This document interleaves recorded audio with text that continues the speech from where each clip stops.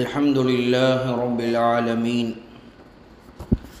والصلاة والسلام على سيد المرسلين وعلى آله وأصحابه الطاهرين والمسلمين والمؤمنين كلهم أجمعين. أما بعد، فأعوذ بالله من الشيطان الرجيم. بسم الله الرحمن الرحيم. ألم تر إلى الملأ من بني إسرائيل من بعد موسى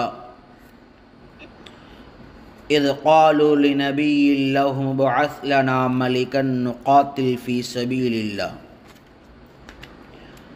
قال هل عسيتم إن كتب عليكم القتال ألا تقاتلوا قالوا وما لنا ألا نقاتل في سبيل الله وقد أخرجنا من ديارنا وأبنائنا فلما كتب عليهم القتال تولوا إلا قليلا منهم والله عليم بالظالمين. وقال رسول الله صلى الله عليه وسلم الجهاد ماض إلى يوم القيامة. صدق رسول الله صلى الله عليه وسلم. சங்கை குறித்தான அல்லாஹின் நல்லடியார்களே, அருமையான தாய்மார்களே, சகோதரர்களே, அல்லாஹ் சுப்ஹானஹு வ தஆலா இந்த குர்ஆனின் மூலமாக இந்த சமுதாயத்திற்கு உபதேசங்களையும் ஏராளமான படிப்பினைகளையும் அல்லாஹ் வைத்திருக்கிறான். குறிப்பாக குர்ஆனில் கடந்த காலங்களில் நடந்த சம்பவங்களை, வரலாற்று சிறப்புமிக்க நிகழ்வுகளை அல்லாஹ் சொல்வதற்கு காரணம் லகத் கான ஃபீ கஸஸிஹிம் இபரத்துல் லிஉலில் அல்பாப், சிந்திக்கக்கூடிய கூட்டத்தார்கள், அறிவுடைய கூட்டத்தார்கள், அவர்களுக்கு இந்த சம்பவங்களில் அழகான படிப்பினை இருக்கிறது என்று அல்லாஹ் சொல்கிறான். அப்போ அல்லாஹ் குர்ஆனில் சம்பவங்களை வெறுமனே கதைகளுக்காக சொல்லலை. சம்பவங்களை அல்லாஹ் ஏதோ குர்ஆனுடைய ஆயத்துகளை அதிகப்படுத்த வேண்டும் என்பதற்காக சொல்லலை. குர்ஆனுடைய சம்பவங்கள், அதில் சொல்லப்பட்ட வரலாற்று செய்திகள் நம்முடைய வாழ்வில் படிப்பினை ஏற்படுத்த வேண்டும் என்பதற்காகத்தான் அல்லாஹ் சொல்கிறான். அருமையான தாய்மார்களே, சகோதரிகளே, அந்த அடிப்படையில் வரலாற்றுடைய முக்கியமான நிகழ்வுகளில் ஒன்று என்னென்னா, சையதுனா தாலூத் அலைஹிஸ்ஸலாம், சையதுனா தாவூத் அலைஹிஸ்ஸலாம் அவர்களை எதிர்த்து போர் செய்த ஜாலூத் என்ற மாபெரும் அநியாயம் செய்தவர். இந்த 3 நபர்களை உள்ளடக்கிய சம்பவம் தான் சயகூல் ஜுசுவினுடைய கடைசி பகுதியில் ஏறத்தாழ பக்ராவுடைய 246வது வசனத்தில் அல்லாஹ் குறிப்பிட்டு காட்டுகிறான். அருமையான தாய்மார்களே, சகோதரிகளே, சையதுனா மூசா அலைஹிஸ்ஸலாம் அவர்கள் பனு இஸ்ராயிலுடைய மக்களுக்கு நபியாக வந்தார்கள். நம்ம ஆரம்பத்தில் அந்த வரலாறுகள் எல்லாம் நாம் விரிவாக பார்த்துருக்கிறோம். பனு இஸ்ராயிலுடைய மக்கள் சந்ததிகள் தான் இன்று யூதர்கள் என்பதாக நாம் சொல்கிறோம். இப்போ மூசா அலைஹிஸ்ஸலாம், ஹாரூன் அலைஹிஸ்ஸலாமுடைய மறைவுக்கு பின்னால் ஒரு குறிப்பிட்ட காலங்கள் நபிமார்கள் வரலை. எந்தளவுக்குன்னு சொன்னால், கொஞ்ச காலங்களாகவே எல்லா மக்களும் தௌராத்துடைய வேதத்தை பின்பற்றினாங்க. அந்த மூசா அலைஹிஸ்ஸலாமுடைய சமுதாயத்தின் உலமாக்களும் அவர்களின் சீடர்களும் தான் தௌராத்துடைய வேதத்தை மக்களுக்கு மத்தியில் போதிச்சு கொண்டிருந்தாங்க. இது மூசா அலைஹிஸ்ஸலாம், ஹாரூன் இரு நபர்களுக்கும் அடுத்த வரலாறு. அருமையான தாய்மார்களே, சகோதரிகளே, இப்போ எந்த அளவுக்குன்னு சொன்னால், ஒரு கட்டத்தில் அவர்கள் தௌராத்துடைய வேதத்தை பின்பற்றி வாழ்கிறாங்க. இன்றைக்கி நமக்கு எப்படி குர்ஆன் நாம் பின்பற்றி வாழ்கிறோம், அது மாதிரி அவர்கள் தௌராத்துடைய வேதத்தை ஃபாலோ பண்ணிட்டு வராங்க.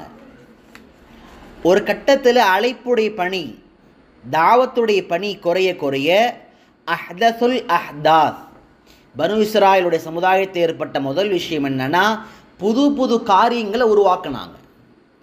அல்லாஹும் ரசூலும் சொல்லாத காரியங்களை உருவாக்குனாங்க, சடங்குகளை உருவாக்குனாங்க, அதை நன்மை என கருதுனாங்க. இது முதல்ல ஏற்பட்ட ஆபத்து. தஃப்சீர்களில் எழுதுறாங்க, ரெண்டாவதாக அல்லாஹுவை மறுக்க ஆரம்பித்தாங்க. இத்தனைக்கும் மூசாவை கண்ணில் பார்த்தவங்க, அவருடைய சந்ததிகள் அவங்க. அருமையான தாய்மார சகோதரிகளை, இந்த இடத்துல சம்பவத்தை நிப்பாட்டிட்டு ஒரு நிமிஷம் யோசிக்கணும்.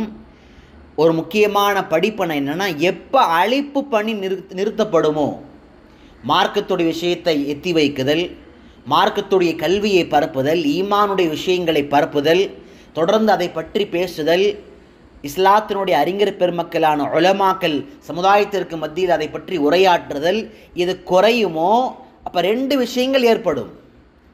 ஒன்று, புதிய பிதாத்துடைய காரியங்கள் உருவாகும். இரண்டாவது சொன்னாங்க, உம்மத்தில் அல்லாஹுவை மறுக்கக்கூடிய கூட்டம் உருவாகும். தாவத் ஒரு சந்ததியை தாண்டி அடுத்த சந்ததியை மங்கி போச்சு. அப்போ அதனால் அழைப்பு பணி என்பது நம்முடைய ஈமானை, சமுதாயத்துடைய ஈமானை உயிரோட்டமாக வைப்பதற்கு மிக முக்கியமான ஆயுதம். இப்போ ஒரு நீண்ட காலம் மூசாவும் ஹாரூனுக்கு அடுத்து நபி இல்லாமல் இருக்கிறாங்க. ஒரு கட்டத்தில் என்னவாகுதுன்னா, அந்த சமுதாயத்தில் ஒரு பெண்மணி அவர்கள் கர்ப்பம் அடைகிறாங்க.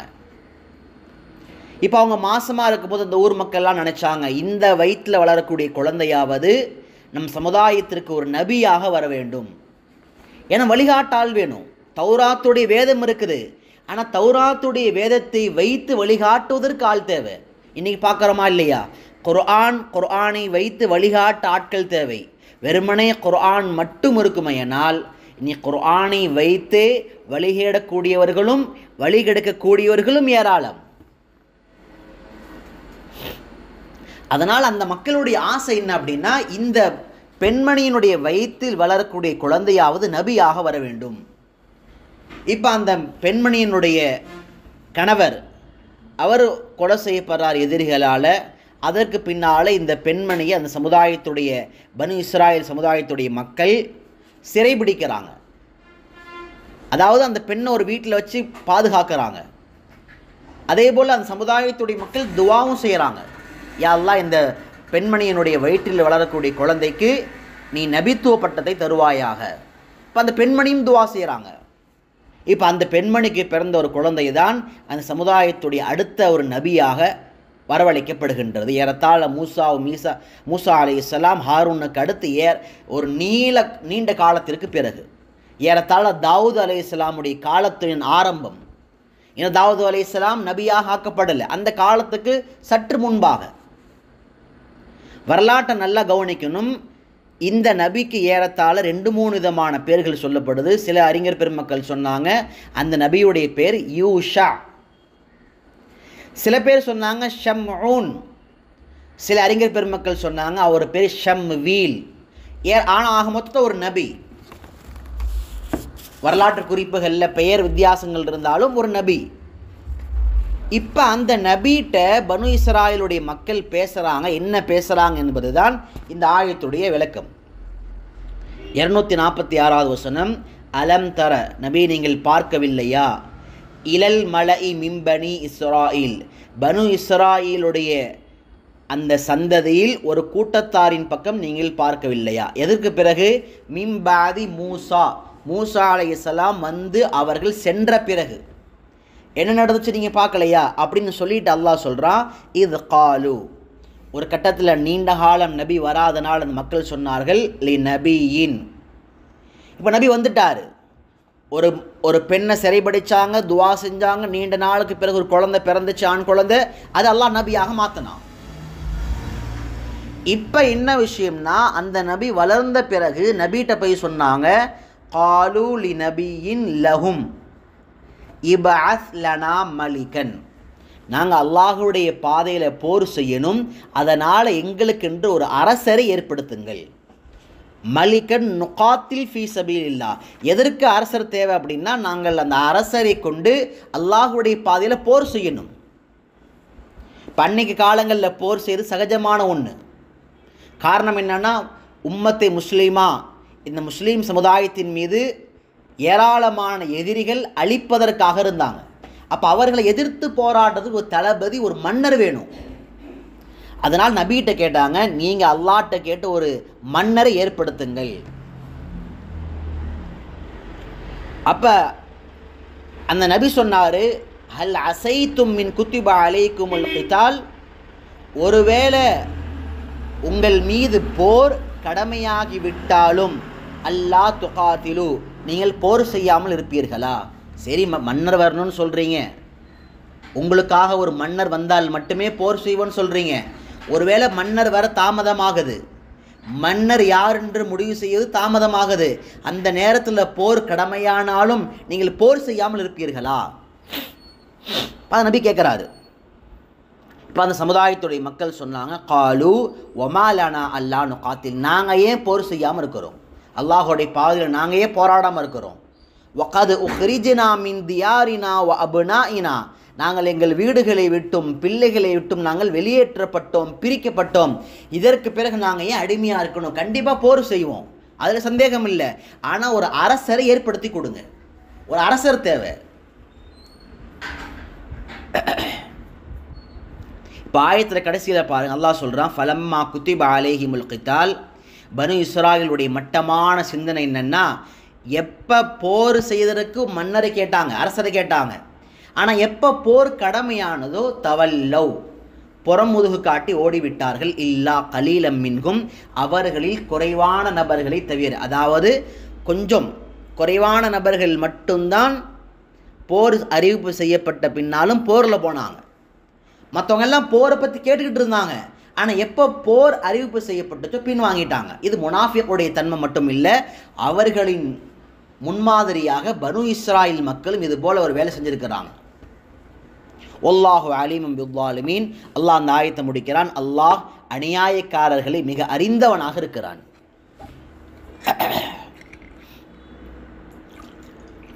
அருமையான தாய்மார்களே, சகோதரிகளே, இப்போ அந்த ஆயத்தினுடைய சம்பவத்தை பார்த்துட்டோம். இந்த சம்பவத்தில் ஒரு மிக முக்கியமான விஷயம் என்னென்னா, பெருமானார் ஸல்லல்லாஹு அலைஹி வஸல்லம் சொன்னார்கள், லா தத்தமன்னௌ லிகா அல் அதுவி. இதில் போர் செய்யணும் சொல்லி பனு இஸ்ராயலுடைய மக்கள் கேட்குறாங்க.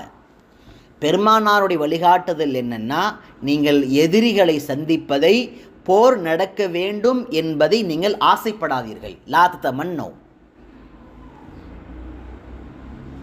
அப்போ அதுக்கு காரணம் சொன்னாங்க நபி ஸல்லல்லாஹு அலைஹி வஸல்லம், வஸலுல்லாஹல் ஆஃபியா, எதிரியை சந்திக்கணும்னு ஆசைப்படாதீங்க, அதற்கு மாறாக அல்லாஹ்ட்ட ஆஃபியத், ஆரோக்கியத்தை கேளுங்க. வஸலுல்லாஹல் ஆஃபியா.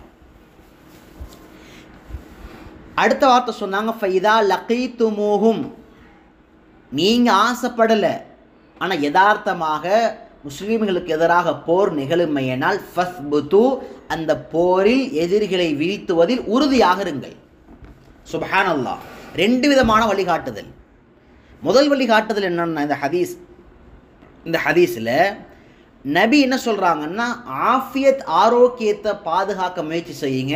காரணம் என்னென்னா, சில நேரங்களில் போர் நமக்கு சாதகமாக இல்லாமல் போகலாம், நம்முடைய வீடுகளை தரைமட்டமாக்கலாம், பெண்களை விதவைகளாக மாற்றலாம், குழந்தைகளை அனாதைகளாக மாற்றலாம், ஒரு கொடூரமான நிலை ஏற்படுத்தலாம். அதனால் நீங்களாக வாண்டடாக எதிரிகளை சந்திக்க வேண்டும் என்று ஆசைப்படாதீங்க. நீ கஸாவுடைய இடத்துல பார்க்குறோம், பலஸ்தீனில் 15,000 20,000த்திற்கும் மேற்பட்ட குழந்தைகள் கொலை செய்யப்பட்டிருக்கிறார்கள். 10,000த்திற்கும் மேற்பட்ட குழந்தைகள் தாய் தந்தை என்ற உறவு இல்லாமல் அனாதையாக இருக்கிறார்கள். பலாயிரக்கணக்கு லட்சக்கணக்கான வீடுகள் தரைமட்டமாக்கப்பட்டுருச்சு. பருமையான தாய்மார்களே, சகோதரிகளே, அல்லாஹ்வுடைய நபியுடைய முதல் தகாசா, முதல் வழிகாட்டுதல் என்னன்னா, எதிரிகளை சந்திக்கணும்னு ஆசைப்படாதீங்க. ரெண்டாவது சொன்னாங்க, அல்லாஹ்கிட்ட அதிகமாக ஆஃபியத்தை கேளுங்க. எதுக்கு ஆரோக்கியத்தை கேட்கணும்னா, ஆரோக்கியமாக இருந்தால் மட்டுமே அதிகமான நல்ல அமல்களை செய்ய முடியும், அதிகமாக தொழுக முடியும், அதிகமாக குர்ஆன் ஓத முடியும், நீண்ட நேரம் நின்று ரக்காத்துகளை தொழ முடியும், மார்க்க கல்வியை தடையில்லாமல் படிக்க முடியும், நோன்புகளை சரியாக வைக்க முடியும். அதனால் அல்லாஹ்ட்ட ஆரோக்கியத்தை கேளுங்க. அல்லாஹும்ம இன்னா நஸ்அலுகல் அஃப்வ வல் ஆஃபியா. பெருமானார் ஸல்லல்லாஹு அலைஹி வஸல்லம் அதிகமாக கேட்ட துஆக்கள்ல ஒன்று ஆரோக்கியம். ரெண்டாவது பாயிண்ட் சொன்னாங்க, ஒருவேளை எதிரிகளை நீங்கள் சந்தித்து விட்டால் அப்போ புறமுதுகிட்டு ஓடாதீங்க, அது முனாஃபிக்குடைய தன்மை. அப்போ எதிர்த்து நின்று போராடுங்க.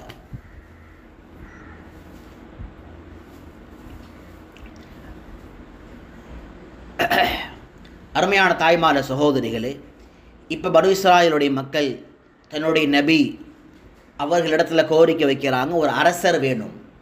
அல்லாஹ் அடுத்த ஆயத்தை ஆரம்பிக்கிறான், வகால லஹும் நபியுஹும். பனு இஸ்ராயலுடைய மக்களுக்கு அவர்களுடைய அந்த நபி சொன்னார், இன்னல்லாஹ கத் பஅஸ லகும். அல்லாஹ் உங்களுக்கு அனுப்பி உள்ளான் திட்டமாக தாலூத மலிகா. தாலூத்தை அரசனாக அல்லாஹ் அனுப்பியுள்ளான். இது முதல் பாயிண்ட். இந்த ஆயத்து முதல்ல மொழிபெயர்ப்பை புரிஞ்சிக்கலாம், பிறகு விளக்கங்களை பார்க்கலாம். இப்போ உடனே அந்த மக்கள் சொன்னாங்க, அன்னா யகூனு லஹுல் முல்க். அவருக்கு எப்படி அதிகாரம் வரும், எங்கிருந்து அதிகாரம் வரும்? அலைனா, எங்கள் மீது அதிகாரம் செலுத்துவதற்கு அவருக்கு என்ன தகுதி இருக்கிறது? இதை யார் கேட்டா அப்படின்னா, யகூதா என்ற ஒரு கோத்திரம். பனு இஸ்ராயல் ஒரு கோத்திரம் யாருன்னா யகூதா. அவர்கள் தான் காலம் காலமாக அரசர்கள் ஆளக்கூடிய ஒரு அரசு குடும்பம். இப்போ அவங்க கேட்டாங்க, வநஹ்னு அஹக்கு பில் முல்கி மின்ஹு. அவரை விட அதிகாரம் செலுத்துவதற்கு தகுதியான குடும்பமாக நாங்கள் இருக்கின்ற பொழுது அவர் எங்கள் மீது அதிகாரம் செலுத்துவதற்கு என்ன தகுதி இருக்கின்றது?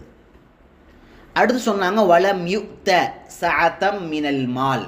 அவருக்கு பொருளாதாரத்திலிருந்து அபிவிருத்தியும் கொடுக்கப்படவில்லை. அதாவது அவர்கிட்ட பொருளாதாரமும் இல்லை. யார் அரசராக ஆக்கணும்னு அல்லாஹ் சொல்கிறானோ அவர்கிட்ட பொருளாதாரமும் இல்லை.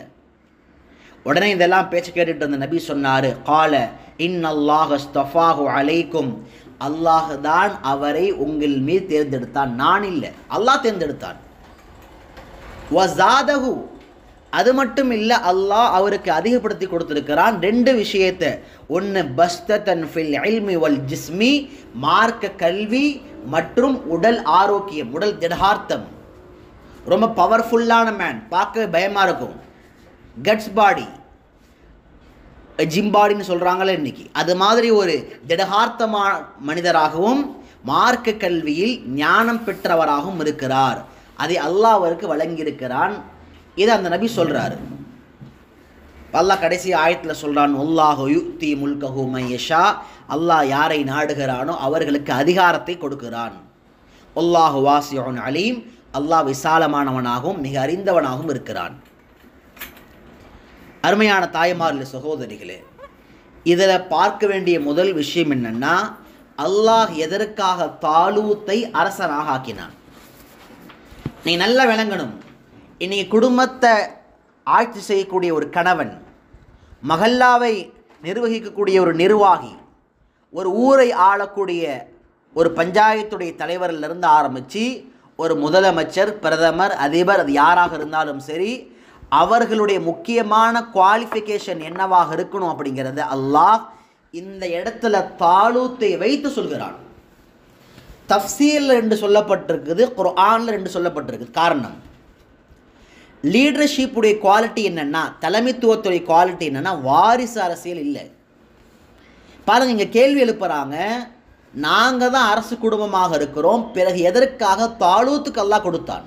அப்போ அல்லாஹ் இங்கே பார்த்தது என்னென்னா, அரசு குடும்பத்தை பார்க்கல, அல்லாஹ் இங்கே திறமையும் தகுதியும் பார்க்கிறான். முதல்ல அப்பா ஒரு அதிபராக இருக்கிறாரு, அப்புறம் மகன் அதிபராக மாறுறாரு, அப்புறம் பேரன் அதிபராக மாறுறாரு, இன்னொரு 20-50 வருஷங்கள் போனால் இன்னும் கொள்ளு பேரன் அதிபராக முதல்வராக வருவார். இந்த மாதிரியான சூழ்நிலை இன்றைக்கி உலகம் முழுக்க இருக்குது. வாரிசு அரசியல். ஒரு குடும்பத்தில் ஒருத்தர் அதிகாரத்துக்கு வந்துட்டாருன்னா அதுக்கு பின்னால் அந்த குடும்பத்தில் மட்டும்தான் வர முடியும். இது இன்னைக்கு உருவாகி இருக்கக்கூடிய ஒரு மோசமான ஸ்ட்ரக்சர். அதை நம்மளால் மறுக்க முடியாது, ஏற்றுதாகணும். ஆனால் அல்லாஹுடைய நியதி பாருங்கள், அல்லாஹ் குடும்பங்களை வைத்து அல்லாஹ் அரசாட்சியை கொடுப்பது கிடையாது, தகுதிகளை வைத்து கொடுக்கிறான். இப்போ இந்த ஆயத்தில் முதல் கேள்வி என்னென்னா, தாலூத் என்ற மன்னர் அலைஹிஸ்ஸலாம் அவர்கிட்ட அல்லாஹ் பார்த்த தகுதிகள் என்ன? தஃப்சீர் கிதாபுகளில் சொன்னாங்க, முதல் விஷயம், அவர் அல்லாஹுவிற்கு எல்லா விஷயத்திலும் அடிபணிந்தவராக இருந்தார். ஏன்னா எந்த அடியானால் அல்லாஹ்விற்கு அடிபடிந்தவனாக இருக்க முடியுமோ அப்படிப்பட்ட அடியானுக்குத்தான் அல்லாஹ் எல்லா மக்களையும் அடிபணிய செய்யக்கூடிய ஒரு பண்பை உருவாக்குவான். இவர் அல்லாஹ்க்கு அடிபணிஞ்சாரு, கீழுள்ள பிரஜைகள் இவருக்கு அடிபணிவாங்க. அதனால் தலைமைத்துவத்துடைய முதல் பண்பு என்னன்னா அல்லாஹுடைய தாஅத், அந்த பயம், கட்டுப்படக்கூடிய தன்மை இருக்கணும். தஃப்சீர் கிதாபுகளில் எழுதுகிறாங்க, ரெண்டாவது பண்பாக கவுலே மஅரூஃப் இருந்துச்சு தாலூத்துட்ட. கவுலே மஅரூஃப்னா என்ன? பேசுனா நல்ல வார்த்தை பேசுவார். அல்லாஹு அக்பர், சாதாரண விஷயம் இல்லை. ஒரு நபர் கெட்ட வார்த்தைகளை தவிர்த்து, ஆபாசத்தை தவிர்த்து, கரடுமுரடான வார்த்தைகளை தவிர்த்து நிதானமாக அழகாக பேசுவது ஒரு மனிதனின் உச்சக்கட்டமான பண்பு. சொல்லப்போனால் தஃப்சீர் கிதாபுடைய பார்வையில் அது தலைமைத்துவத்தின் பண்பு. என்னங்க அவருக்கு பேச தெரியல, இன்னும் திட்டுறாங்க பாருங்க, அமைதியாக இருக்கிறாரு. இல்லை, கவுலே மஅரூஃப், அழகாக பேசுதல். அருமையான தாய்மார்களே, சகோதரிகளே, நம்முடைய வார்த்தைகள் எப்படி இருக்கணும்னா எல்லோருடைய உள்ளங்களையும் இணைக்கும்படியாக, எல்லோருடைய உள்ளங்களுக்கும் ஆறுதலாக, யாருடைய உள்ளத்தையும் கலங்கடிக்காத வண்ணமாக இருக்க வேண்டுமே தவிர நம்முடைய வார்த்தைகள் யாரையும் அருவருக்கத்தக்க முறையிலே, ஆபாசமான முறையிலே, யாரையும் சாடுகின்ற முறையிலே நிச்சயமாக இருக்கக்கூடாது. குர்ஆன்ல அல்லாஹ் ஒரு மூணாவதாக ஒரு பண்பு சொல்வான். அல்லாஹ் தாலூத்தை ஏன் தேர்ந்தெடுத்தான் அப்படின்னா பஸ்தன் ஃபில் இல்மி வல் ஜிஸ்ம். ரெண்டு முக்கியமான குவாலிஃபிகேஷன். ஒன்று, அல்லாஹ் சொன்னான் அவருக்கு மார்க்க கல்வி இருந்தது. மார்க்க கல்வி இல்லாத எத்தனையோ மடப்பயல்களை இன்று நாம் நிர்வாகிகளாக, சமூகத்தின் தலைவர்களாக, குடும்பத்தின் தலைவர்களாக ஆக்கியதின் பின்னணிதான் குடும்பங்களும் சமுதாயங்களும் அது நாசமாக போனதற்கு காரணம் மார்க்க கல்வி இல்லை. எப்படி மனைவியை நடத்தணும், பிள்ளைகளை எப்படி நடத்தணும், பெற்றோர் எப்படி மதிக்கணும், மஹல்லாவை எப்படி மதிக்கணும், என்னென்ன கடமைகளை செய்யணும், எதுவும் தெரியல. சொந்த மார்க்க கல்வியுடைய அறிவு எதுவுமே இல்லை. ஒன்று, நான் அல்லாட்ட எப்படி இருக்கணும் அதுவும் இல்லை. தன்னுடைய சமுதாயத்தை, பிரஜைகளை எப்படி நடத்தணும் அந்த அறிவும் இல்லை. அல்லாஹ் பாதுகாக்கணும். உயர்ந்த தலைமைத்துவத்தின் பண்பு என்னன்னா மார்க்க கல்வி கற்றவராக இருக்கிறாரா, முதல் அதை பாருங்க. குர்ஆனுடைய கல்வி இருக்குதா, மார்க்க சட்டங்கள் தெரியுமா, சமுதாயம் வழிகடாமல் பார்த்து கொள்வாரா, ஒரு குடும்பம் வழிகடாமல் பார்த்து கொள்வாரா, எல்லா விஷயத்தையும் அல்லாஹோடு அணுகுவாரா. இதுதான் ஆளக்கூடியவர்களின் அதிகார வர்க்கத்தினுடைய அடையாளமாக இருக்கணும். இப்போ மூன்றாவது என்னன்னா மார்க்க கல்வியின் அறிவு இருக்க வேண்டும். பெருமானார் ஸல்லல்லாஹு அலைஹி வஸல்லம் அவர்களுக்கு பின்னால யாரெல்லாம் ஹலீஃபாக்களாக வந்தார்களோ ஒவ்வொருவர்களும் ஆலிமாக இருந்தார்கள், ஃபகீஹாக இருந்தார்கள், முஃப்திகளாக இருந்தார்கள். சையதுனா அபூபக்கர் ரலியல்லாஹு அன்ஹு அவர்கள் முதல் கொண்டு ஏராளமான அரசர் பெருமக்களை, ஹலீஃபாக்களை எடுத்துக்கொண்டால் ஆலிம் பெருமக்களாக இருந்தார்கள். இல்லைனா ஆலிம்களை உடன் வைத்திருந்தார்கள். குழப்பம் எங்க தெரியுமா ஏற்பட்டுச்சு? என்னைக்கு மார்க்க கல்வியை கற்காத ஆட்சியாளர்கள் இஸ்லாமிய அரசாங்கத்தின் பீடங்களில் உட்கார ஆரம்பிச்சாங்களோ, இப்படி முஹம்மது பின் சல்மான் மல்ஊன், அல்லாஹ்வால் சபிக்கப்பட்டவன், இன்னைக்கு இருக்கிறாள் சவுதியில், இவனை மாதிரி ஆட்கள் எப்போ வர ஆரம்பிச்சாங்களோ உம்மத்தினுடைய ஃபசாத், குழப்பத்தின் நிலை உச்சத்துக்கு போனது. இன்னைக்கு பலஸ்தீனில் இருக்கக்கூடிய முஜாஹிதீன் பெருமக்கள், ஹமாஸுடைய தலைவர்கள் எல்லாரும் அஹ்லே இல்ம், அல்லாஹுடைய கல்வி கற்றவங்க, மார்க்கத்துடைய பற்று கொண்டவங்க. அந்த வீரம் எங்கே உருவானது? அந்த வீரத்திற்கான காரணம் மார்க்க கல்வியின் அடிப்படையில் தான் உருவாகிறது தாய்மார்களே. அதனால் மார்க்க கல்வி இல்லைன்னு சொன்னால் ஆளுவதற்கும் தகுதி இல்லை, குடும்பங்களை நிர்வகிப்பதற்கும் தகுதி இல்லை. ஒரு வீட்டில் 2 பிள்ளைங்க இருந்தாங்க. இந்த சம்பவம் தஃப்சீருக்கு தேவையான விஷயம் இல்லைன்னா கூட ஒரு உதாரணம். ஒரு குடும்பத்தில் தலைவராக இருப்பவருக்கு மார்க்க கல்வி அறிவில்லைன்னா அந்த குடும்பம் எவ்வளோ சோதிக்கப்படுது. அந்த 2 பிள்ளைகளும் சாலிஹீன் பெருமக்கள், வாலிபர்கள்.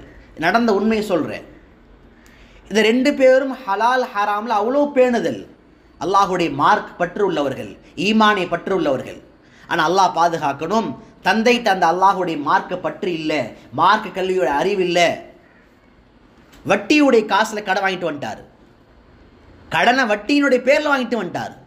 பிள்ளைகளுக்கும் வீட்டில் கடுமையான சண்டை, மனஸ்தாபங்கள், ஒரு வாய் கூட சாப்பிட மாட்டோம்னு சொல்லி பிள்ளைகள். இன்னொரு பக்கம் வட்டியுடைய காசு இல்லாமல் வாழ முடியாது என்று தந்தை. அதனால் அந்த குடும்பத்துடைய சீரமைப்பு இருக்கிறது மிகுந்த பாதிப்புக்கு உள்ளாக்கப்பட்டு மிகுந்த சஞ்சலம். காரணம் என்ன? ஒரு குடும்பத்துடைய தலைவர் மார்க்க கல்வி இல்லாமல் தீனுடைய புரிதல் இல்லாமல் இருந்தால் அது சமுதாயத்தை அல்ல, ஒரு குடும்பத்தை கூட சரியாக நடத்த முடியாது. அருமையான தாய்மார்ல சகோதரிகளே, அல்லாஹ் நாலாவதாக குர்ஆனில் சொல்வான், பஸ்ததன் ஃபில் ஜிஸ்மி, உடல் பலம் இருந்தது. அல்லாஹு அக்பர். மனதாலும் உடலாலும் தாலூத் பலமாக இருந்தார். இஸ்லாம் உடல் பலத்தை ஊக்குவிக்கின்றது. அதனால் ஜிம்முக்கு போய் ஸ்டேஜ் ஏறி எல்லாருக்கும் முன்னால் ஃபேஷன் ஷோ காட்டணும்னு சொல்லலை. ஆனால் உடலை ஆரோக்கியமாக வைக்க வேண்டும். உடல் பருமன் இல்லாமல், உடல் தேவையில்லாத கொழுப்புக்கள் இல்லாமல், தேவையில்லாத நோய்கள் இல்லாமல், உடலை திடகார்த்தமாக பார்க்கின்ற பொழுது கம்பீரமாக, அது ஆணாக இருந்தாலும் சரி பெண்ணாக இருந்தாலும் சரி, ஒரு நாளைக்கு 10,000 ஸ்டெப்ஸ் நடக்கணும். அது ஆணாக இருந்தாலும் சரி பெண்ணாக இருந்தாலும் சரி. ப்ராக்டிக்கலாக பேசிக்கான ஒன்று, 10,000 அடிகள் நடக்கணும். ஏதாவது ஒரு ஒர்க் அவுட், சின்ன சின்ன எக்ஸசைஸ் நம்ம வீட்டில் பண்ணி பழகணும். பெண்களுக்குன்னு சில விஷயங்கள் இருக்குது, ஆண்களுக்கு சில விஷயங்கள் இருக்குது, அதை வீட்டில் செஞ்சு பழகணும்.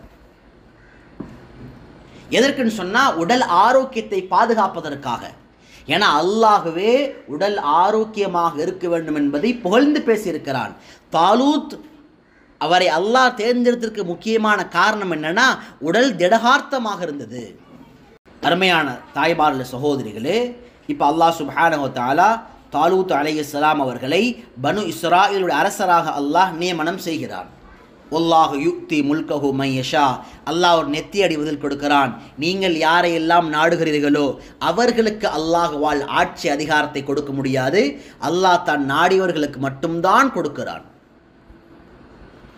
வல்லாஹு வாசிஉன் அலீம், அல்லாஹ் விசாலமுடையவனாகவும் மிக அறிந்தவனாகவும் இருக்கிறான். யாரை தேர்ந்தெடுக்க வேண்டும் யாரை தேர்ந்தெடுக்க கூடாது என்பதில் அல்லாஹ் மிக அறிந்தவனாக இருக்கிறான். வகால லஹும் நபியுஹும், அடுத்த ஆயத்தில் அல்லாஹ் சொல்கிறான், வகால லஹும் நபியுஹும், அவர்களுடைய நபி அந்த சமுதாயத்துடைய மக்கள்கிட்ட சொன்னார், இன்ன ஆயத்த முல்கிஹி, அதாவது தாலூத்துடைய அதிகாரத்தின் அடையாளம் என்னன்னா, அவருக்கு அல்லாஹ் அதிகாரம் கொடுத்திருக்கிறான் என்பதற்கு அடையாளம் என்னன்னா 2 விஷயம். ஒன்று என்ன நடக்கும்னா, யத்தியகுமுத் தாபூத், தாபூத் என்ற காணாமல் போன பெட்டி அது மீண்டும் கிடைச்சிருச்சு. தாலூத்துடைய பரக்கத்தினால அந்த தாபூத் என்ற பெட்டி கிடைச்சது. அதில் என்ன இருக்கும்? அதில் ஃபீஹி சக்கீனத்தும் மிர் ரப்பிக்கும், உங்கள் இறைவன் புறத்திலிருந்து ஒரு அமைதி இருக்கும். எல்லா போர்கள்லையும் பனு இஸ்ராயல் மக்கள் பயன்படுத்துவாங்க. அந்த பெட்டியில் ஒரு நிம்மதி இருக்கும், ஒரு சக்கீனத், ஒரு அமைதி இருக்கும், ஒரு ரஹ்மத் இருக்கும்.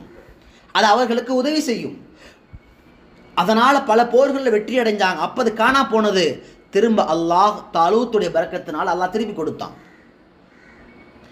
2வது சொன்னாங்க, ஓ பக்கியத்தும் மிம்மா தரக்க ஆளு மூசா வ ஆளு ஹாரூன், ஹாரூனுடைய குடும்பத்தார் மூசாவுடைய குடும்பத்தார் எதை விற்று சென்றார்களோ அதில் சில விஷயங்கள் அது மீதமாக உங்களுக்கு கிடைக்கும். என்ன பொருள் மிச்சம் மீதி இருக்குதோ அது உங்களுக்கு வந்து சேரும். தஃப்சீர் கிதாபுகளில் சொன்னாங்க, மூசா அலைஹிஸ்ஸலாமுடைய அசா கைத்தடி வந்து சேர்ந்தது. சில பேர் சொன்னாங்க ஹாரூனுடைய சப்பல் செருப்பு இருந்தது. சில கிதாபுகளில் இருந்துச்சு தௌராத்துடைய வேதத்தை அல்லாஹ் அவர்கள் பயன்படுத்திய பிரதி அல்லாஹ் கொடுத்தான். இன்னும் சில பேர் சொன்னாங்க மண்ணே செல்வா, சொர்க்கத்திலிருந்து இறக்கப்பட்ட அந்த உணவு இவர்களுக்கு கொடுக்கப்பட்டுச்சு. இப்போ இது மாதிரியான அறிவிப்புகள். ஆக மொத்தத்தில் மூசா ஹாரூன் பயன்படுத்திய பொருட்கள் அதில் எது மீதமாக இருந்ததோ அது அவர்களுக்கு கொடுக்கப்பட்டுச்சு. இது என்ன அடையாளம்னா, தாலூத்துக்கு அதிகாரம் அல்லாஹ் கொடுத்து விட்டான் என்பதின் அடையாளம். தஹ்மிலுல் மலாயிகா, இதையெல்லாம் மலக்குகள் சுமந்துட்டு வந்தாங்க. தாபூத் என்ற பெற்றி உலகத்தில் எங்கேயோ ஒரு மூலையில் இருந்துச்சு, காணாமல் போயிருச்சு. மலக்குகள் அதை வானத்திற்கும் பூமிக்கும் மத்தியில் சுமந்து கொண்டு வந்து தாலூத்துட்டு கொடுத்தாங்க. இதுதான் அடையாளம், அவர் அரசர் என்பதற்கு தான் அடையாளம். இன்னஃபி தாலிக, இந்த விஷயத்தில் ஆயத்தல்லக்கும், அல்லாஹ் உங்களுக்கு படிப்பினை வைத்திருக்கிறான். இன்குன்தும் முஃமினீன், நீங்கள் முஃமின்களாக இருந்தால். உங்கள் உள்ளத்தில் ஈமான் இருந்துச்சுன்னா இதை நீங்கள் படிப்பனையாக யோசித்து பார்ப்பீங்க. வெறும் கதையாக மட்டும் கேட்க மாட்டோம், படிப்பனையாக யோசிக்கணும். அருமையான தாய்மார்களே, சகோதரிகளே, இந்த ஆயத்தில் நாம் எடுத்துக்கொள்ள வேண்டிய முக்கியமான ஒரு விஷயம் என்னவென்று சொன்னால், அல்லாஹ் யாரை நமக்கு அதிகாரமாக, ஒரு அதிகாரியாக, ஒரு அமீராக நியமனம் செய்கிறானோ அதை ஏற்றுக்கொண்டு அதை பொறுத்து கொள்வது. எல்லா நேரங்களிலும் விமர்சனங்கள் கூடாது. சில நேரங்களில் நாம் ஒருத்தரை தேர்ந்தெடுப்போம், இவர் வந்தால் நல்லா இருக்கும்னு நினைப்போம், ஆனால் அவர் வராமல் போகலாம். அது நிர்வாகியாக இருந்தாலும் சரி, அமீராக இருந்தாலும் சரி, ஊர் தலைவர் யாராக இருந்தாலும் சரி. அப்போ அதனால் அல்லாஹ் யாரை தேர்ந்தெடுக்கிறானோ ஆலோசனை மூலமாக அவர்களுக்கு கட்டுப்படுவதை நமக்கு நாம் பழக்கமாக ஆக்கி கொள்ளணும். ஃபலம்மா ஃபஸல தாலூத் பில் ஜுனூத். இப்போ தாலூத் அலைஹிஸ்ஸலாம் அந்த அரசர், அவருக்கு முக்கியமான தேவை என்ன வருதுன்னா, ஜாலூத் என்ற ஒரு நபரோடு சண்டை போட வேண்டிய தேவை வருது. ஜாலூத் மிகப்பெரிய அநியாயக்காரன். இப்போ பனு இஸ்ராயலுடைய மக்களை கூட்டிகிட்டு புறப்படுறாங்க தாலூத் அலைஹிஸ்ஸலாம். ஃபலம்மா ஃபஸல தாலூத் பில் ஜுனூத் சொன்னாங்க, கால இன்னல்லாஹ முபுத்தலீக்கும் பிநகர். தாலூத் சொன்னார் தன்னுடைய கூட்டத்தார்களை பார்த்து, அல்லாஹ் உங்களை ஒரு ஆற்றை கொண்டு சோதிப்பான். ஒரு ஆறு ஒன்று வரும், அல்லாஹ் ஆற்றை கொண்டு சோதிப்பான். ஃபமன் ஷரிப மின்ஹு ஃபலைஸ மின்னி. நீங்கள் அந்த ஆற்றை கடக்கும் போது கடுமையான தாகத்தில் இருப்பீங்க. அந்த ஆற்றில் யார் தண்ணீரை குடிக்கிறார்களோ வயிறு நிரம்ப நிரம்ப அவர் என்னை சார்ந்தவர் அல்ல, அதாவது என் கொள்கை சார்ந்தவர் அல்ல, அல்லாஹ்வுக்கு பிடித்தவன் அடியார் கிடையாது, நபியுடைய வழியை பின்பற்றக்கூடியவர் கிடையாது. அப்போ கடுமையான தாகம் இருந்தாலும் குடிக்கக்கூடாது என்பது தான் சோதனை. ஒமல்லம் யத்அம்ஹு ஃபஇன்னஹு மின்னி. அந்த ஆற்றுல யார் தண்ணி குடிக்கலையோ அவர் என்னை சார்ந்தவர். இல்லா மனிக் தர்ஃப குர்ஃபதம் பியதிஹி. ஆனால் ஒரே ஒரு சலுகை மட்டும் கொடுத்தாங்க தாலூத் அலைஹிஸ்ஸலாம். ஒரு கையில் மட்டும் இப்படி கையேந்தி இப்படி ரெண்டு கையை குமிச்சு அதில் எவ்வளோ எடுக்கிறோமோ அந்த ஒரு கை அந்த கவளம் அளவிற்கு இருக்கக்கூடிய தண்ணீர் அதை மட்டும் குடிக்கலாம். ஒரே ஒருத்தர் கையை உள்ளே விட்டு எடுத்து குடித்தார், அவ்வளவுதான். வயிறு முட்டை முட்டை குடிக்கிறது இது என்னுடைய வழிமுறை அல்ல, அது உங்களுக்கான சோதனை, கவனமாக இருங்க. இப்போ சொல்லிட்டு படையை கூட்டிகிட்டு போகிறாங்க. அந்த ஆறு எங்கே இருக்குதுன்னு சொன்னால், இன்றைக்கி காலத்தில் பார்த்தீங்கன்னா ஜோர்டான் லெபனானுக்கு மத்தியில் இருக்குது. அந்த ஆற்றுக்கு பேர் நஹருல் உர்துன் அப்படின்னு சொல்லுவாங்க. பலஸ்தீனுக்கும் உர்துன் நகரத்துக்கு மத்தியில் இருக்குது. இன்றைக்கி மேப்பில் பார்த்தீங்கன்னா ஜோர்டான் லெபனானுக்கு மத்தியில், ஜோர்டான் சிரியா இந்த பகுதியில் ஓடக்கூடிய ஒரு ஆறு. இப்போ படை போகிறாங்க, அந்த ஆற்றை கடக்கின்ற சமயத்தில் என்னவாகுது அப்படின்னா, ஃபலம்மா ஜாவஸஹு ஃபஷரிபு மின்ஹு இல்லா கலீல மின்ஹு. அல்லாஹ் சொல்கிறான், அவர்களில் ஃபஷரிபு மின்ஹு எல்லாரும் வயிறு நிரம்ப குடிக்க ஆரம்பித்தார்கள். இல்லா கலீல மின்ஹும் சில குறிப்பிட்ட நபர்களை தவிர. கொஞ்சம் பேர் மட்டும் குடிக்காமல் இருந்தாங்க. ஏன்னா அவங்களுக்கு தெரியும் இது நமக்கான ராஹத், இது நமக்கான விடிவல்ல, இது நமக்கான சோதனை, இங்கே குடிக்கக்கூடாது. ஆனால் மற்றவர்களுடைய ஈமான் பலகீனம் அவர்கள் எல்லாம் குடிச்சிட்டாங்க. ஏறத்தாழ சொல்லப்படுது இந்த படையில் மட்டும் 80,000 நபர்கள் போயிருந்தாங்க. படையில் 80,000 பேர். ஒரு தஃப்சீருடைய கிதாபில் வருது 76,000 பேர் குடிச்சிட்டாங்க. கட்டளைக்கு மாற்றமாக வயிறு நிரம்ப குடித்தவர்கள் 76,000 பேர். ஒரு 4,000 நபர்கள் மட்டும்தான் குடிக்கல, அதாவது கம்மியாக குடித்தாங்க, ஒரு கை அளவு மட்டும். சரியான கருத்து இமாம் அல்லாமா ராஸி ரஹிமஹுல்லாஹ் பதிவு செய்கிறாங்க. இந்த 80,000 பேரில் 313 நபர்களை தவிர மற்ற எல்லாரும் வயிறு நிரம்ப குடிச்சிட்டாங்க. அல்லாமா ராஸி ரஹிமஹுல்லாஹ் 2 விஷயம் சொல்கிறாங்க. ஒன்று, இவர்கள் குடித்ததற்கான காரணம் என்னென்னா, தாலூத் கோவப்பட்டு நாமெல்லாம் திரும்பி போரை விட்டும் திரும்பி செல்வதற்கு வாய்ப்பாக அமையும். ஏன்னா அவங்களுக்கு போர் செய்ய பயம், ஈமான் பலகீனம்.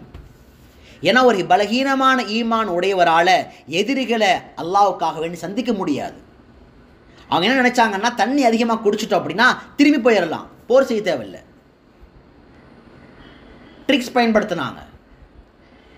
இன்னொரு ரிவாயத்து படி சில உலமாக்கள் சொன்னாங்க, இல்லை அல்லாஹ் அங்கே சோதனை வச்சுருந்தா அந்த சோதனையில் அவங்க ஃபெயில் ஆகிட்டாங்க. சில நேரங்கள் அருமையான தாய்மார்ல சகோதரிகளே, முக்கியமான படிப்பனை எடுத்துக்கணும். சில நேரங்களில் நம்ம கடுமையான சோதனையில் மாட்டும் பொழுது அல்லாஹ் ஒரு ஹராமை கண் முன்பாக காண்பிப்பான்.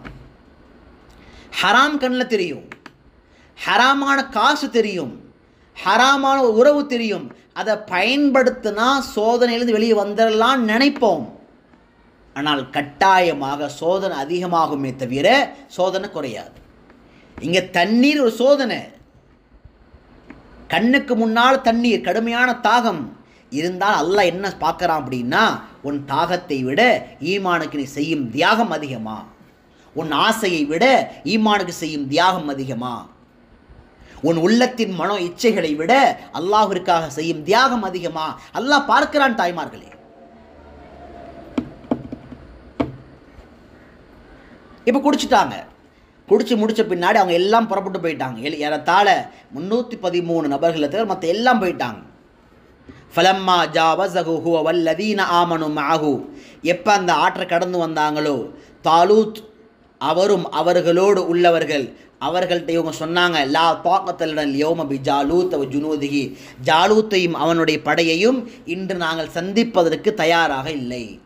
இன்றைக்கி போர் செய்ய உடம்புல தெம்பு இல்லை, போயிட்டு நாளைக்கு வரலாம் அப்படின்னாங்க. இப்போ நல்லா விளங்கிக்கணும், முஸ்லீம்களுடைய அரசர் யாருன்னா தாலூத், அநியாயக்காரன் அரசன் யாருன்னா ஜாலூத். இது ஜீம், அது தா. அருமையான தாய்மார்களே சகோதரிகளே, எப்பொழுதெல்லாம் சமுதாயத்தில் அதிகமான மக்கள் சோதனைகளை கண்டு தடம் புரளுவார்களோ, பீதி அடைவார்களோ, பயப்படுவார்களோ, அல்லாஹ் ஒரு குறிப்பிட்ட ஒரு சாராரை வைத்திருப்பான். அவர்கள் மூலமாக அல்லாஹ் தீனுடைய வேலைகளை வாங்கி கொள்வான். இந்த ஆயத்தில் பாருங்கள், காலல்லதீன யதுன்னூன அன்னஹும் முலாக்குல்லாஹ், இன்றைய நாளிலே போர் செய்து நிச்சயமாக ஷஹீதாகி அல்லாஹுவை சந்தித்து விடுவோம் என்று நினைத்து கொண்டிருந்தவர்கள் சொன்னார்கள், கம் மின் ஃபிஅத்தின் கலீலத்தின் கலபத் ஃபிஅத்தன் கஸீரத்தன் பிஇذனில்லாஹ்.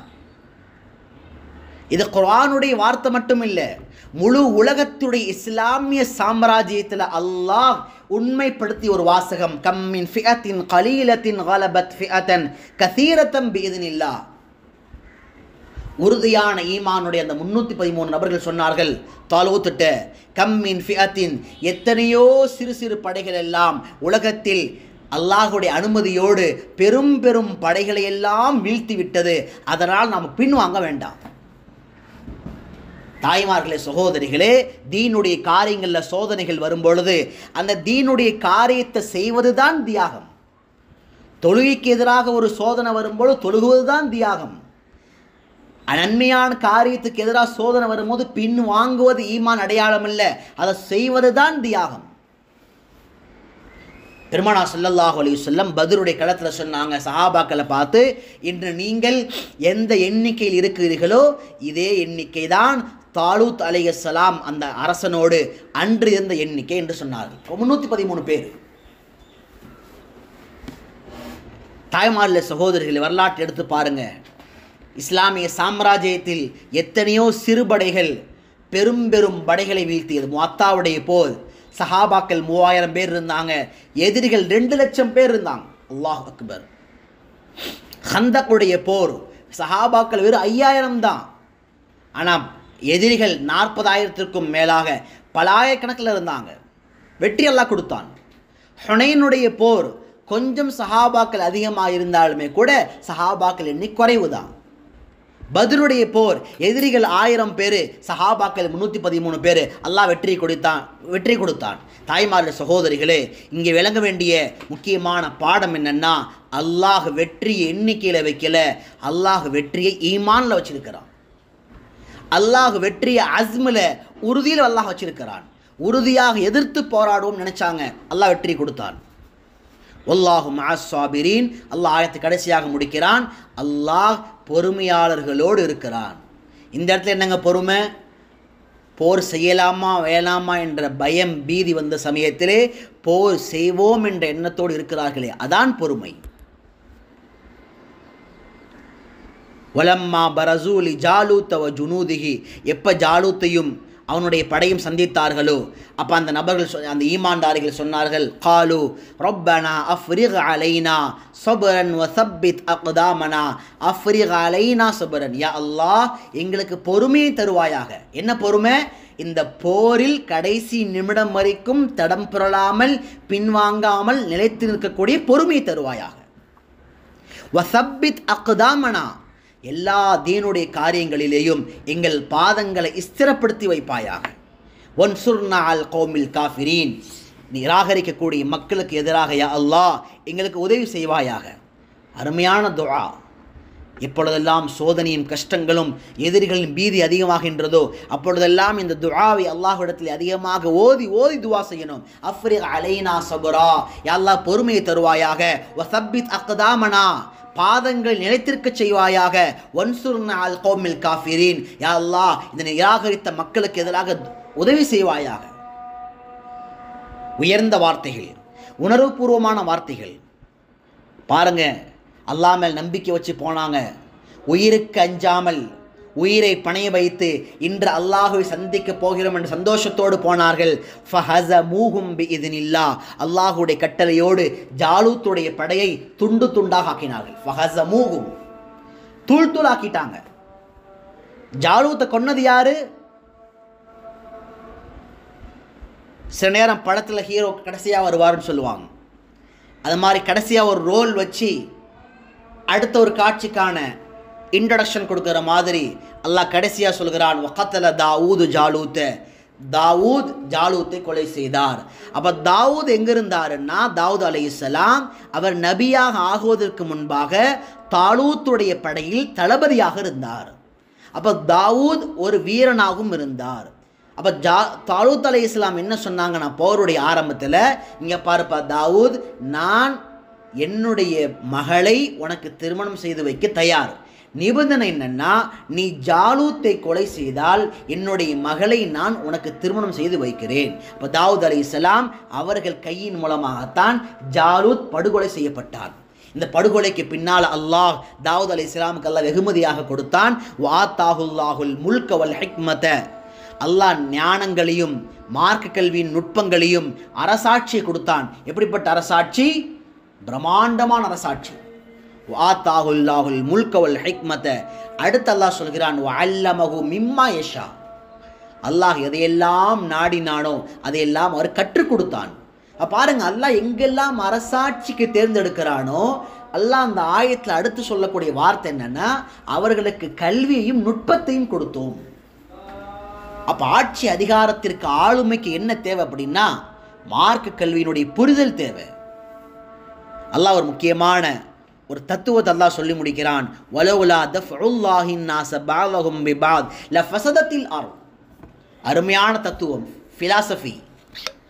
அல்லாஹ் வார்த்தை சொல்கிறான் பாருங்க, வலவுலா தஃஉல்லாஹ், அல்லாஹ் மட்டும் தடுக்கவில்லை என்றால், பஅதஹும் உங்களில் சில தீயோர்களை, பிபாதின் நல்லோர்களை கொண்டு, நல்லோர்கள் போர் புரிவதை கொண்டு தீயோர்களின் அநியாயங்களை தீயோர்களின் அக்கிரமங்களை மட்டும் அல்லாஹ் தடுக்கலை அப்படின்னா, லஃபஸதத்தில் அர்து, பூமி முழுக்க நாசமாகி இருக்கும், எப்போ முடிஞ்சு போயிருக்கும். ஆனால் எல்லா காலத்திலையும் பாருங்க, எப்பொழுதெல்லாம் தீயோர்கள் அநியாயக்காரர்கள் இந்த உலகத்தை ஆக்கிரமித்தார்களோ, இஸ்லாமியர்களை ஒடுக்கினார்களோ, அல்லாஹ் புதிதாக படைகளை, முஜாஹிதீன்களை, தலைவர்கள் அல்லாஹ் உருவாக்கிட்டே இருந்தான். தாத்தாரிங்களுடைய வரலாற்று எடுத்து பாருங்க, பலஸ்தீனுடைய வரலாற்று எடுத்து பாருங்க. யஹ்யா சின்வார் மௌத்தானாரு, எனக்கு அடுத்த தலைவர் வந்துட்டாங்க. அஹ்மது யாசின் இருந்தார், அதற்கு பின்னால் ஒரு தலைவர் வந்தார். தலைவர்கள் மாறலாம், முஜாஹிதீன்கள் மாறலாம், ஆனால் இந்த கடும் எதிரிகளை, அநியாயக்காரர்களை எதிர்க்கின்ற கூட்டத்தை அல்லாஹ் நிறுத்த மாட்டான். அது இஸ்ரேலாக இருந்தாலும் சரி, யகூதிகளாக இருந்தாலும் சரி. நீங்கள் எவ்வளோ பெரிய ஆயுதங்களை வச்சுக்கொள்ளுங்க, எவ்வளோ பெரிய அநியாயக்காரர்களாக இருங்க, உங்களை எதிர்ப்பதற்கு அல்லாஹ் உலகத்தில் ஒரு கூட்டத்தை உருவாக்கி கொண்டே இருப்பான். இது அல்லாஹ்வுடைய சுன்னத். இது இல்லைன்னு சொன்னால் ஃபஸதத்தில் அர்து, பூமி நாசமாக போயிடும். தஜ்ஜால் என்ற கொடிவன் வந்தான்னா ஈசா என்ற ஒரு ஹீரோ வருவார். அருமையான தாய்மார்களே, சகோதரிகளே, அப்போ அல்லாஹ் இங்கே என்ன ஒரு பாடம் கற்பிக்கிறான் அப்படின்னா, எந்த நாடுகளிலும் எந்த ஆட்சியாளர்களுடைய தொல்லைகளை பார்த்து, அவர்கள் அநியாயங்களை பார்த்து, இப்படி ஆயிருமோ, முஸ்லிம்கள் அழிக்கப்பட்டுருவாங்களோ, ஒடுக்கப்பட்டுருவாங்களோ, ஈமான் இழந்துருவோமோ என்று எப்பொழுதெல்லாம் அச்சம் வருகின்றதோ இந்த ஆயத்தை நினைவு கூர்ந்து கொள்ளுங்கள். இப்படிப்பட்ட கூட்டத்தை எதிர்ப்பதற்கும் அழிப்பதற்கும் அல்லாஹ் ஒரு கூட்டத்தை நிச்சயம் உருவாக்கியே தீருவான். வலவுலா தஃபுல்லாஹின் நாஸ பஅதஹும் பிபஅதில் லஃபஸதத்தில் அர்த் வலாகின்னல்லாஹு து ஃபضலின் அலல் ஆலமீன். நிச்சயமாக அல்லாஹ் தஆலா அலல் ஆலம், இந்த முழு அகிலத்தார்கள் மீதும் அருள்கொடை செய்யக்கூடியவனாக இருக்கிறான். ஏதோ படைத்தோம் விட்டுவிட்டோம் என்பது மாத்திரமல்ல, உங்களை படைத்து பரிபாலித்து உணவுகளை கொடுத்து உலகத்திலே பாதுகாத்து கண்ணியத்தை கொடுத்து ஈமானுடைய வாழ்க்கையை உலகத்திலே உங்களுக்கு கொடுத்து எல்லா விதமான அருள் பாக்கியங்களையும் கொடுத்து உங்கள் வாழ்வை அல்லாஹ் முடித்து வைக்கிறான். து ஃபضலின் அலல் ஆலமீன், அகிலத்தார்கள் மீது அல்லாஹ் அருள் புரியக்கூடியவனாக இருக்கிறான், அருள் கொடை செய்கிறான். நீ அல்லாஹ்வை ஏற்றுக்கொள்ளாத, ஆனால் உனக்கு தண்ணி உண்டு, உணவு உண்டு, சோறு உண்டு, காற்று உண்டு, பணம் உண்டு, பதவி உண்டு. நீ அல்லாஹ்வை ஏற்றாலும் சரி, ஏற்கவில்லை என்றாலும் சரி. தில்க ஆயாத்துல்லா, இதெல்லாம் அல்லாஹுடைய அத்தாட்சிகள். ஆரம்பம் முதற்கொண்டு இப்போ வரைக்கும் ஓதுன அத்தனை ஆயத்துகளும் அல்லாஹுடைய அத்தாட்சிகள். நத்துலூஹா அலைக பில் ஹக்கி, சத்தியமான முறையிலே அல்லாஹ் சொல்கிறான், நாம் அதை உங்கள் மீது ஓதி காட்டுகிறோம். நபியே, உங்கள் மீது ஓதி காட்டுகிறோம். நபிக்கு மாத்திரமல்ல, நமக்கு முன்னாலும் ஓதி காட்டப்பட்டது. இத்தனை வசனங்களை சிந்தித்து பாருங்கள். இந்த அரச பெருமக்கள், இந்த அதிகார பெருமக்கள், இந்த எல்லா சம்பவங்களிலேயும் ஈமானுடைய உள்ளங்கள் எப்படி இருந்தார்கள், எப்படி பொறுமையாக இருந்தார்கள் என்பதை யோசித்து பாருங்கள். வ இன்னக லமினல் முர்சலீன், அல்லாஹ் நபியை பார்த்து கடைசியாக சொல்லி முடிக்கிறான், நபியே நீங்கள் முர்சலீன், அனுப்பப்பட்ட ரசூல்மார்களில் ஒருவராக உள்ளீர்கள். அல்லாஹுடைய கிருபையினால் 252 வசனம் இதனோடு இந்த வரலாறுகள் முடிகின்றது. அல்லாஹ் ரஹ்மான் நம் அனைவருக்கும் இந்த சம்பவங்கள் வரலாறுகள் மூலமாக இருக்கின்ற உணர்வுபூர்வமான ஈமானிய படிப்பினைகளை நமது வாழ்விலும் ஏற்று அமல் செய்யக்கூடிய பாக்கிய நசீபாக்கி தருவானாக. வாஹிர் தஅவானா அல்ஹம்துலில்லாஹி ரப்பில் ஆலமீன்.